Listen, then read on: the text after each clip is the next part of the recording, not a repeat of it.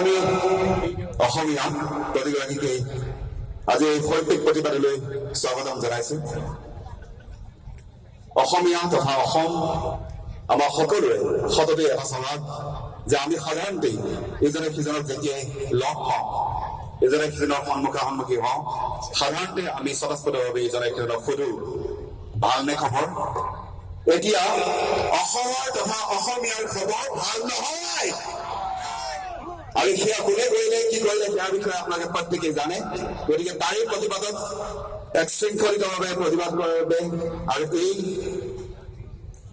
আন্দোলন এক স্বতঃস্ফূৰ্ত অসমীয়াৰ আন্দোলন প্ৰত্যেক সময়তে আপোনালোকে দেখিছেই সকলোৱে ওলাই আহিছে। আৰু এই আন্দোলনক সুশৃংখলিত কৰি যিখন আইন তেওঁলোকে গৃহীত কৰিছে, এই আইনখন আমি আইনী প্ৰক্ৰিয়াৰে নোহোৱা কৰিবৰ বাবে শেষ পৰ্যায়লৈকে যিখন যুঁজ আমাৰ, সেই যুঁজখন অব্যাহত ৰাখিবৰ বাবে সেই যুঁজখনক আমি খুব শান্তি আৰু শৃংখলিতভাৱে আগবঢ়াই লৈ যাবৰ বাবেই আজি এই অসমৰ শিল্পী সমাজৰ শৈল্পিক প্ৰতিবাদ।